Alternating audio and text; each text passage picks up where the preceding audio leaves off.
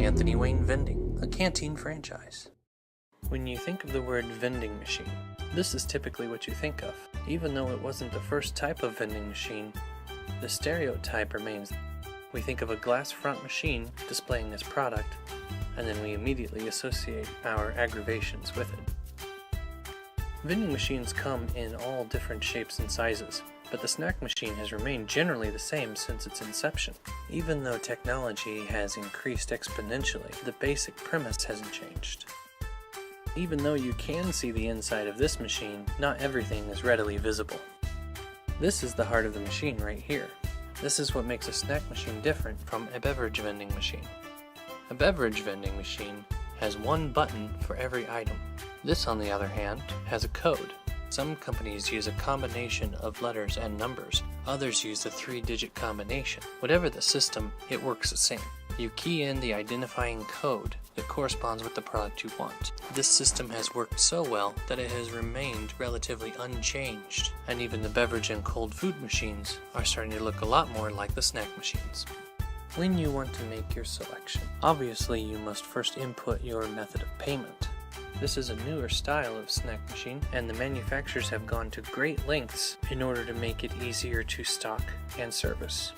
On this particular machine, the side panel slides out, and here we can see on the back side all of the equipment used to make the machine operate. As our society grows more and more towards becoming a cashless one, credit card readers are becoming more and more prevalent on vending machines. This particular machine can take credit cards and can still receive traditional methods of payment, either bills or coins. On the front side of the panel of this machine, the bill validator and the coin acceptor look like they are one unit, when in actuality they are separate. Looking on the reverse side, we can see the bill validator has a storage bin. This storage bin can fill completely up with bills. They slide onto a plastic plate that is forced forward by springs. As more bills get accepted, the plastic plate is pushed back. When the driver comes to collect the money, the springs push the plastic plate back up to the front, ready to receive more bills. This is the programming plate, but if you were to flip it outward, on the back side is all of the coin mechanisms. As with every vending machine, the coins are stored in tubes, so they can be recycled for future refunds. If the tubes are full, they fall down into a bin below, awaiting collection. The inside of a snack machine is fairly understandable, since you can see it from the outside. The snack machine consists of trays. Each tray has rows of product. Almost all snack machines have trays on rollers and tracks so that they can slide out to make it easier for maintenance and for stocking the machine. Trays nowadays are made mostly of plastic, although there still are some metal parts. Plastic has the same reduction of friction as smooth metal, but does not wear down as quickly and is easier to clean. This ensures that the product will slide along its path until it reaches the end. Every row of product dispenses the same. While some rows have 2 coils and others have 1 depending on product size, the process is exactly the same. In a double coil row, the coils are formed in exact opposite directions. If you look closely at the back, you can see 2 wheels that have teeth on them. These are called cogs. They work very similarly to the cogs you would find in older clocks. Only one of the cogs has a motor.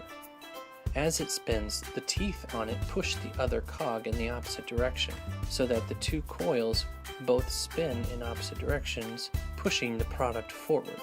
Sometimes at the end of a coil you will see these little guys. These are called pushers. When the product reaches the end of a coil, these force the top of the product to fall forward, increasing the chances that it will fall down the chute. This is the collection bin.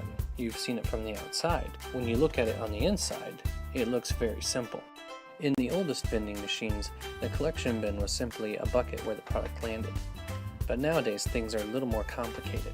To ensure product and consumer safety, 1 or 2 more doors have been added to the collection bin. These doors are not visible until you push on the front door. When you do, 1 or 2 flaps cover the top entrance to the collection bin. At this point, you can collect your product and enjoy your snack. I hope you've enjoyed your tour of the snack vending machine.